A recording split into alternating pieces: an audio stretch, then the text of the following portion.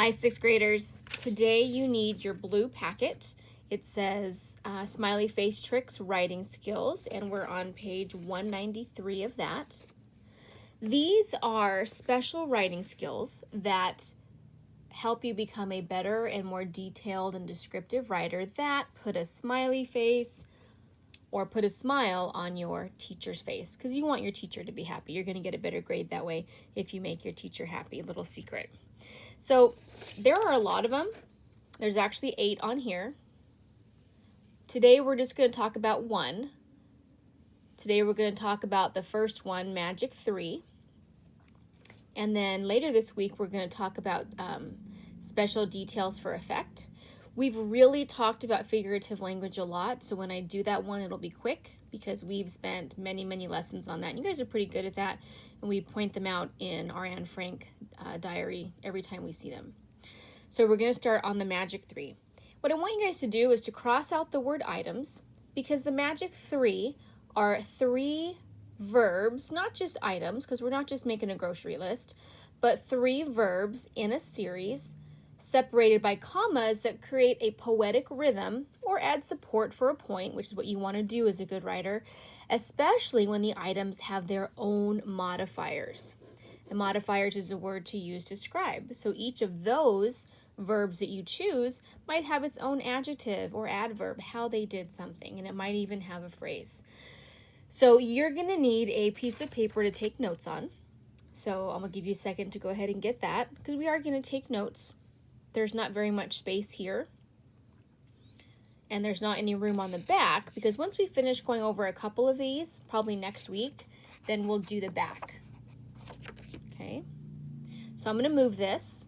I don't need to see it right now. So you're going to get a piece of paper like I am. I'm going to write with you. All right, so at the very top, go ahead and write Smiley Face Tricks.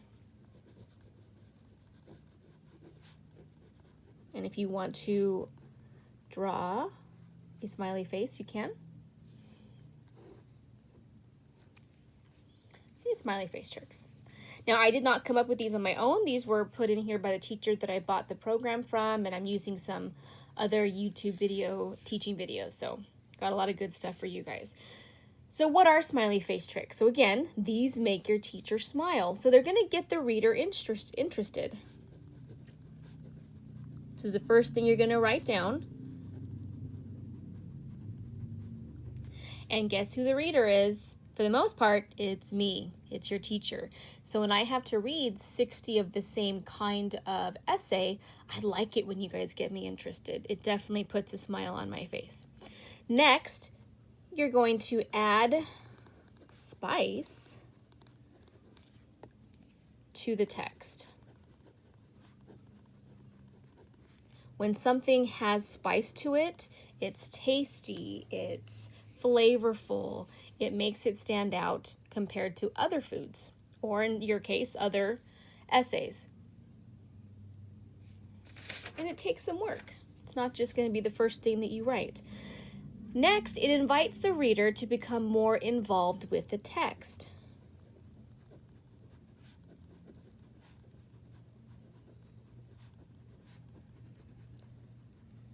It invites the reader to become more involved with the text. You are going to make me feel connected to what you're writing. You may use a metaphor that I really understand. You may give me some vivid imagery that, oh wow, I've done that before. I've smelled that before. I've done that before. You're going to enhance the voice of the text.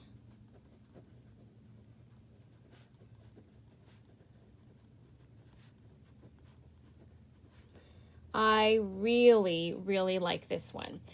And if I can hear your voice as a writer in the text when I read your papers, I always put that down.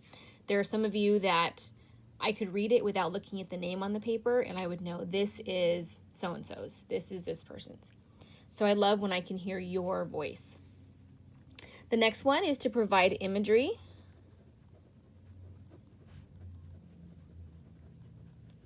For the reader.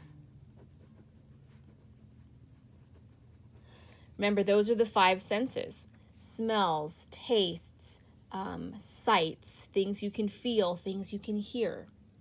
I want to have a perfect image of my mind of what you're seeing as you're writing it. So when you do write something creative, you need to have a picture in your mind. You can't just say, oh, I'm going to write a story about a circus. You really need to think through that circus. Is there a big tent? Are there animals? Are there acrobats? You want to fully think through what you're writing before you write it, and then you can give your reader some descriptive, specific imagery. And the last one is probably the most important because it's why we do all these things. It's to provide a way, oops, I spelled that wrong, provides a way to show, and we're going to do capital letters, to show details rather than just telling them.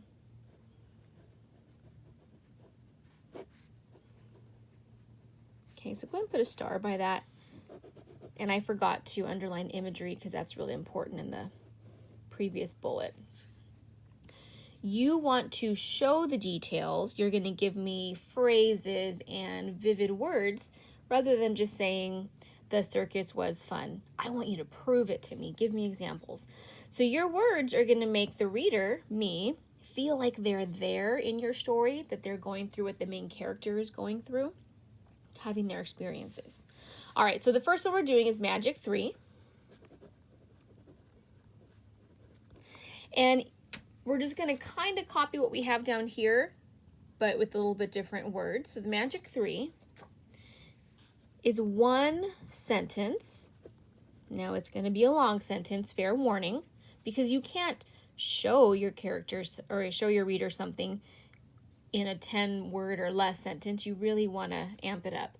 So one sentence that includes a series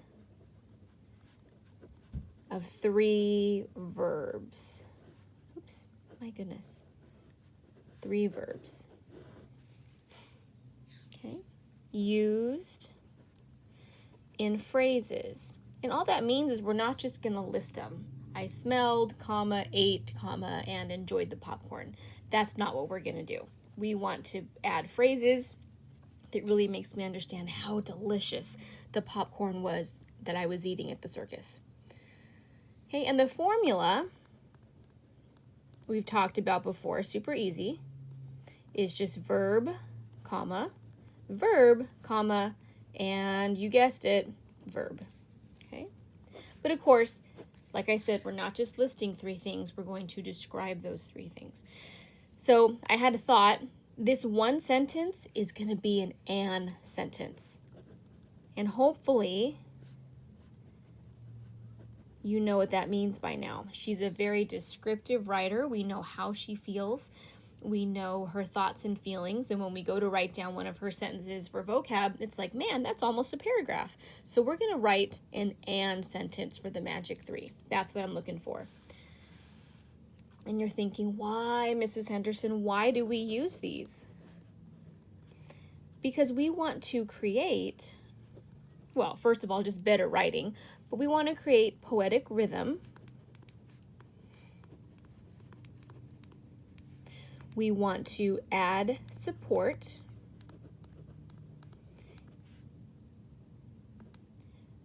And we want to give writing a steady pace. When you can support your sentence about how delicious that popcorn was, I believe it. But you just tell me it was good, nah, I don't know for sure. So if you can support it with at least 3 different actions or verbs, that proves that you can, that you're telling me what it's like. So you want to give writing a steady pace. As you guys get into junior high and high school, you're going to go over poetry and the rhythm that comes in poetry, and there's different kinds of rhythm, but it really gets the feeling across of the poem if there's a specific pace or a steady rhythm, da-da, da-da, da-da, da-da, like we did that poem in my class by Shel Silverstein. Sarah, Sylvia, Cynthia Stout would not take the garbage out. It has a da-da, da-da, da-da, da-da rhythm. Long, short, long, short, long, short. And that's important. It gives life to the writing, even in prose, even in something like a regular sentence that doesn't rhyme. Okay, so I'm going to show you guys some examples of what I'm talking about. I'm going to use my daughter's iPad, so hopefully you guys can see it okay. I practiced a little bit. So our first example, and they all come from literature. The late afternoon sunlight leaped lightly from leaf to leaf, slid along branches and down trunks, and dropped finally to the ground in warm, luminous patches. So there's a lot going on in this sentence. First of all, they're being very specific about the time, late afternoon sunlight. We know that the sun it moves during the day. It's a little bit richer in the afternoon. It's probably the warmest part of the day. It's when it's almost getting to late afternoon, almost evening time.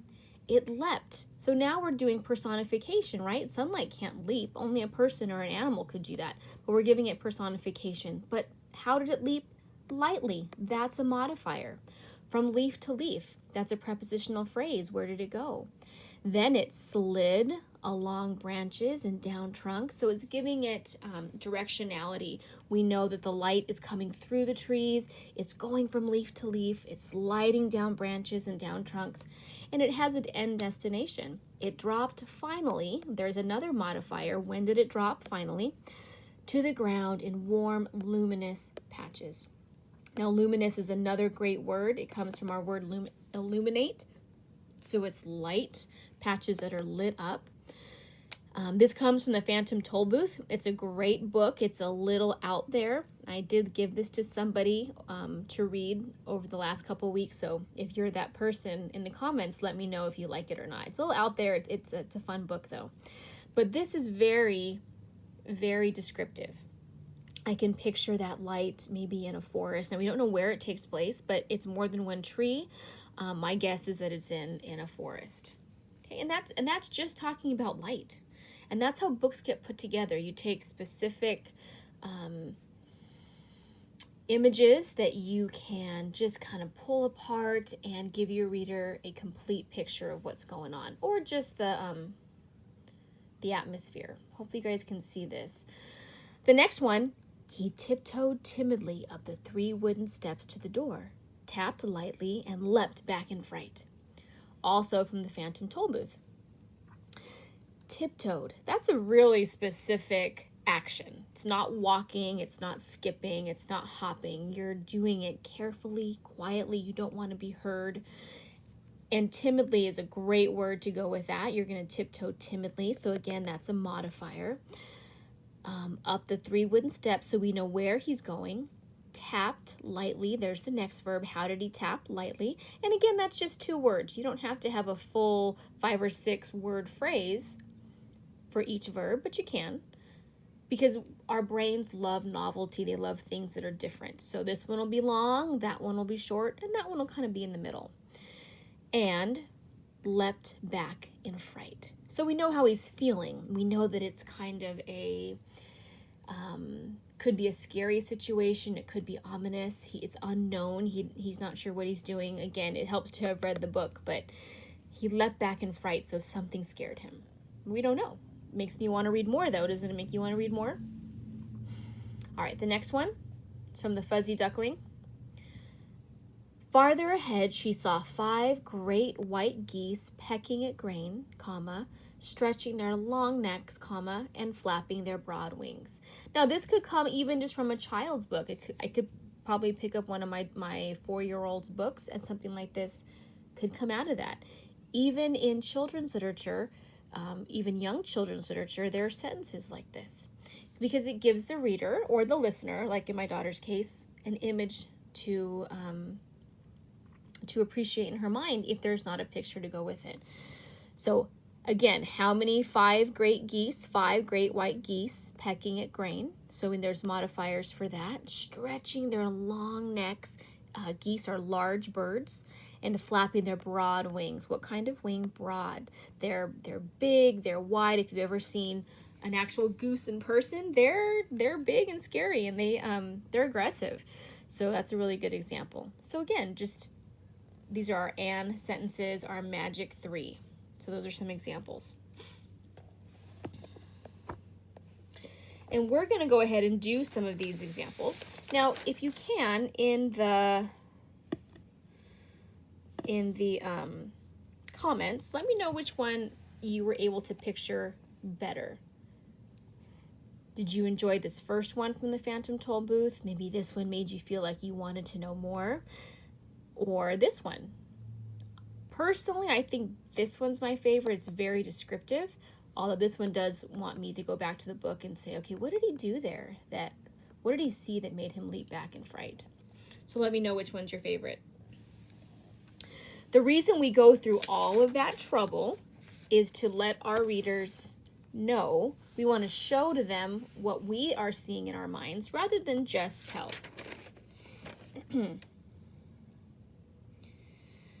But there are some things to remember when you do write a magic 3, and super easy. So continue taking notes with me. Things to remember, okay? We want the same tense. That means either present, past, future. There's other tenses, but we'll focus on those. So if I come back to our examples, because they're verbs, we deal with tense. When did it happen? The late afternoon sunlight leaps lightly from leaf to leaf, slid along the branches and down trunks, and will drop finally to the ground. That wouldn't make sense if I had that one present tense, that one past tense, and that one future tense. It wouldn't make any sense. So you want them to all be the same tense. That's kind of a no-brainer, I hope. You want to use your commas because they're things in a series. Okay. It's not nouns. Okay, it's not I went to the store and got bread, comma, milk, comma, and toilet paper, right? That's just a shopping list. It's not nouns or adjectives. Now, adjectives are great to use, and we could say that he walked cautiously, comma, intently, comma, and quickly up the stairs. That's very descriptive, but it's just not the magic 3. But you could stretch that out and use verbs to make that sentence a magic 3 sentence. Okay. But those are just some simple things to remember. What I want you guys to do next is we're going to practice the sentence. Actually, I'm going to practice. You guys get to kind of watch me go through it about going to the beach. It's one of my favorite activities to do. We went a couple weeks ago before they closed all the beaches, and I'm so glad that we did. I shared that with you guys in a previous video. I feel so close to our Creator at the beach. It's just such a beautiful part of our environment that I'm so thankful that God lets us have and appreciate. So going to the beach. So think of some ideas. Let's see. Sand is at the beach. Hot sun. Let's see. Lots of just sun in general. Let's see. There's the water. Waves. Shells. Sometimes there's people. Or lots of people. When we went, there wasn't that many. I always think of flip-flops. It's always a bummer if you go to the beach and you've forgotten to bring your flip-flops. Okay, so just a couple of ideas you guys can write down. When I was a kid, I couldn't wait to smell the ocean air. As soon as we would get off the freeway, my parents would roll down the windows and we would just smell the ocean air. Okay, touching sand with my toes. Loved that. Now, some kids don't like sand. That wasn't a problem for me, and my daughters adore it, especially my little one. She will cover herself in sand as soon as we get to the beach. It's her thing. So those are just some kind of images that I get when I go to the beach. And you guys could do more.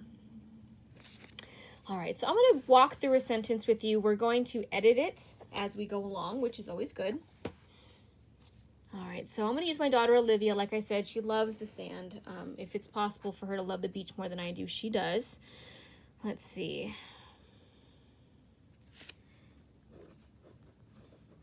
So Olivia yanked her hand out of mine. I'm going to skip lines because I'm going to edit it. Because now I'm coming at this from a mom point of view. I'm not Olivia, I'm not a child, so I'm going to write it as a mom point of view, but I'm going to hopefully show you how excited she is. That's my job, okay? So yanked will be my first verb. Yanked her hand out of mine, comma, because we have to have the comma. What would she do next? Well, I'm going to use something up here. So we'll use flip-flops. How does she do that? So she quickly kicked off her, what color shall flip-flops be? Well, we'll go with pink. She likes pink. Off her, that's a describing word, right? Her pink sandals.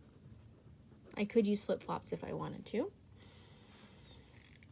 Comma. I'm going to use and I need another verb. So she kicked, she yanked, she kicked, and we'll say ran toward the waves as fast as she could. Okay. Can you tell how she feels in just that sentence?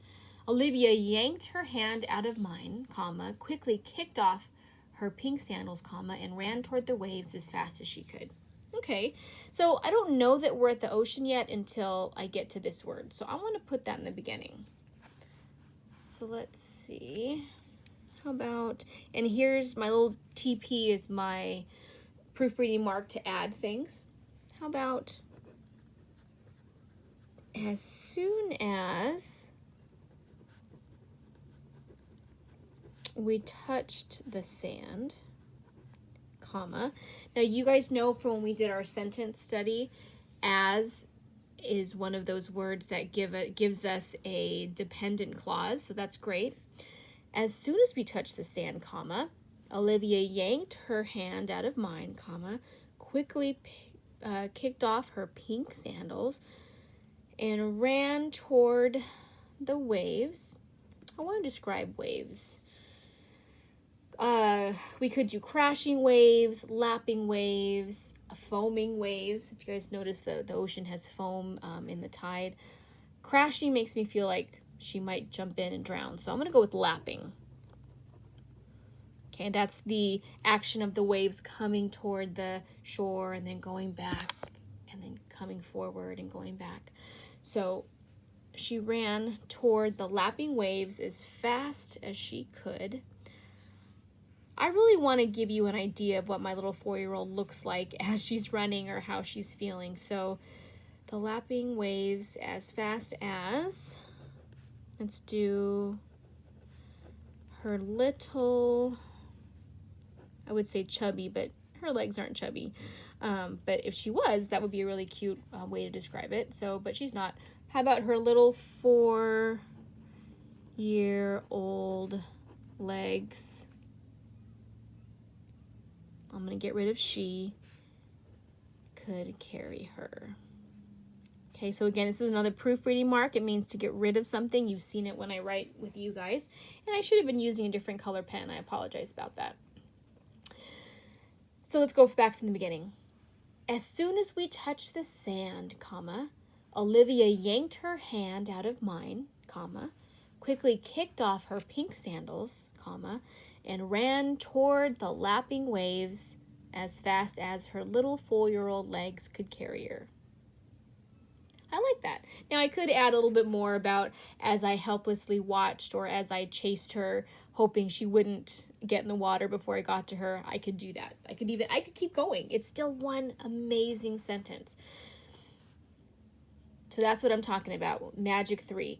You're hopefully feeling what it's like to be a mother of Olivia. She loves the sand. She can't wait to get in the water. And she runs as soon as she gets to the beach. Okay, so we're going to do another example. But you guys are going to do it at home. And you're going to send it to me. Please don't forget to send it to me. And we're going to do an Anne Frank example, obviously, because that's what we're studying. And I'm going to give you a list of things that you could write about. So think of an example that's memorable to you from the Diary of Anne Frank. Okay. I have some examples from the graphic novel to kind of give you an idea. I love that I have this because it gives us pictures and it helps me remember. So I'm going to push this away. And I'm actually going to start from the beginning because this is really memorable. Her 13th birthday. You could go to the beginning of the book that you have. And what was it like for her? She describes it in detail, all the gifts she got, how excited she was to wake up. They even watched a movie on that day. Okay, her friends came over and they celebrated with her. Another memorable part of the book in the beginning. And actually, I'm going to give you the option of doing something that she just talked about, kind of. But what must it have been like to live in German-controlled Amsterdam? You know, we can pretend that her mom and Margot and herself were walking down the street after some shopping, and there's a big Nazi rally going on, and they know what they're talking about. You can see by the mom's face, she's not happy. She's upset. She's worried. She's anxious. That could be Hitler. It could be somebody else speaking for Hitler, but they're doing the Heil Hitler sign. And, you know, she's a grown-up. She's not sharing with them how scary this is at this point, but what was that like to know that people were actively and verbally saying things against them just for being Jews? Holding her mom's hand, walking down the street, having to wear the yellow star, not being able to go to school anymore. That'd be really easy to come up with the magic 3-sentence for that. We've seen and talked a lot about that. Another example I thought that you guys could do would be the day she actually goes in hiding. I mean, that's super memorable. We watched it in the video. We talked about it. I never showed you the pictures from here, though. But we know that they had to pack. They must have torn their rooms apart. What do I bring? Okay. We know that she had to wear as much clothing as she possibly could. They left the house helter-skelter, if you guys remember that. Then they had to walk in the rain to add insult to injury. They're terrified. They're anxious. Now, the book changes it. It has Margot going with them. We know that she went ahead, right? So it wasn't as obvious. But how terrified and sad she must have been. But also curious, because it was Anne. Where are we going? Having to walk past the German soldiers, knowing that they're going into hiding. They're not supposed to do that. Being soaking wet, wearing all those clothes. All those clothes being full of rainwater would be really heavy to walk with. Her socks were soaking wet in the movie that we saw, and then they finally get there. So that'd be a great example or a great event to use for your magic 3-sentence. The one that I'm going to do for you guys right now is when Peter drops, they're taking the sand, I'm stuck in the beach. They're taking the beans up the stairs. There are so many, they're carrying them up. And we know what happens. One of the bags bust open. Let's see if I can do this right. When the bags bust open and they go all the way down the stairs, trickling down. She thought they were a machine gun. They were so loud. Probably shook the house a little bit, or at least the stairs. Okay. Then they have to pick up each bean one by one. Okay. So that's the example I'm going to do with you today. And that'll be it. Then you're going to send me your example. If you want to do one for each, you absolutely could, each of those events. Okay, so I'm going to pick when the beans come down. And I'm going to jump right in the middle of the story. I don't need to set it up. You guys know what's going on. Okay, so... Oh, I'm going to start with as again. I like that one because I know if I start with that, it's going to give me a dependent clause, and I'm going to have to fill it in with an independent clause to make it a full sentence. And that gives me a complex sentence right off the bat, right? And then when we add the and at the very end, if I choose to put in a whole sentence there, then I have a compound complex sentence. Okay? So, as the bag Now I'm going to use some artistic license. I don't know exactly how the bag got a hole in it, if it came with a hole, if the weight of the beans pushing on the seams caused a hole. I'm going to pretend that it snagged on something sharp, and that's how it split open. So you can go ahead and be creative. You can add things that maybe didn't happen, as long as you do the magic 3, and I can picture what you're talking about. So as the bag snagged on a splintered, let's see, piece of the stair, comma. So where's my first verb? Is it as the bag snagged on a splintered? Which one of those is the verb? What did the bag do? Well, it snagged. Okay, so that's my first verb. As it snagged on a splintered piece of stair. So can you guys picture that? The stairs are old. They've been going up and down them. Maybe they're not in the best condition because nobody used that part of the building for a while. It's splintered. Maybe it's dry. Easy to catch on to those burlap bags of beans. Piece of the, I think I'm going to add wooden. Okay.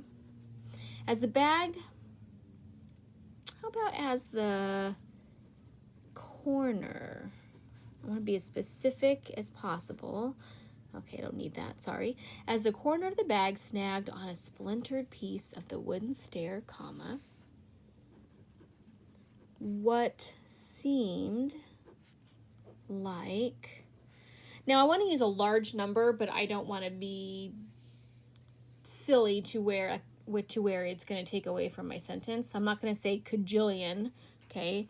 I'm just going to go with, let's go with million. So what seemed like a million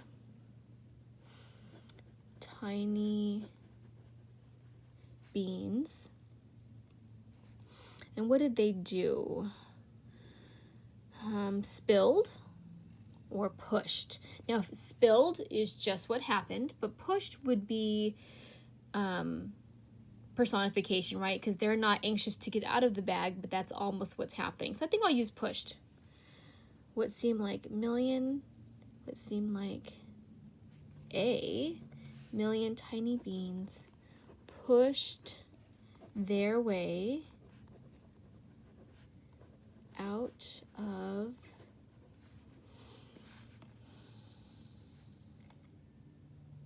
I was going to do bag there, but I've already used bag once in the sentence. I don't want to do it again.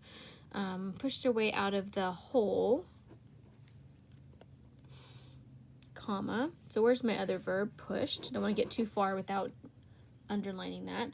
So snagged, pushed their way out of the hole, and do you guys remember how it was covered? It was completely covered. Where's that picture? I'm going to come back to it. And it totally covered the floor.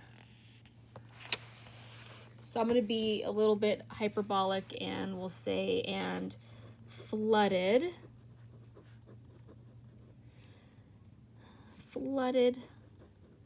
the floor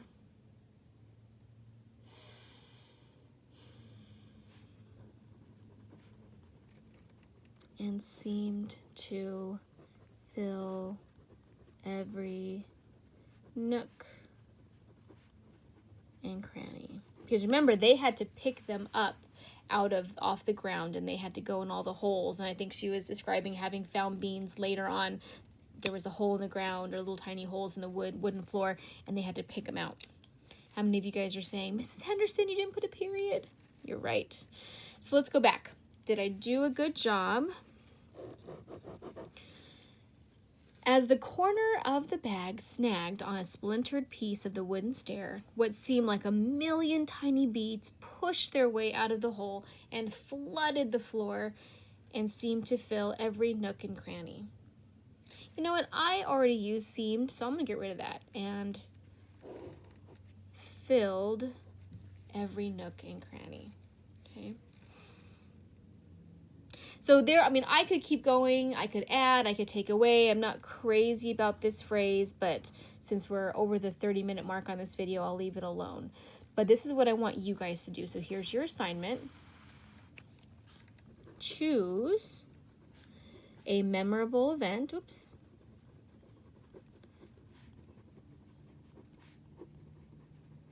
From the Diary of Anne Frank. And write a magic 3 sentence.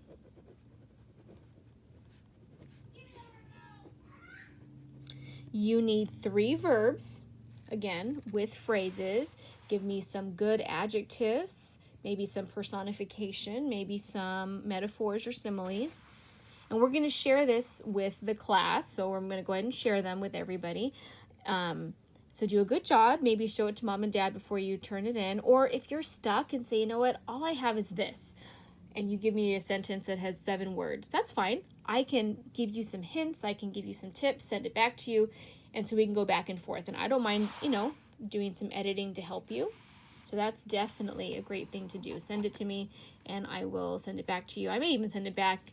You say, hey, I love this sentence. There you go. And I'll say, let's fix it. Let's make it even better. So that's your job. I would like these by, send in by Wednesday, so we can go over these by Thursday. I can look at them. Okay. Sooner is fine, but Wednesday would be March 30. Oops, sorry. It wouldn't be, because that's Tuesday. It'll be April 1st. Okay. So send me your magic 3 sentence about something that happened in the Diary of Anne Frank. If you want to talk about the blow-up scenes with Mrs. Van Daan, is fine. Or when Mr. Dussel pulls out her tooth, you could definitely do that, but you're looking for 3 verbs to describe. All right, guys, thank you for your patience. I know it was a long lesson, but I cannot wait to see your magic 3 sentence. I will see you soon.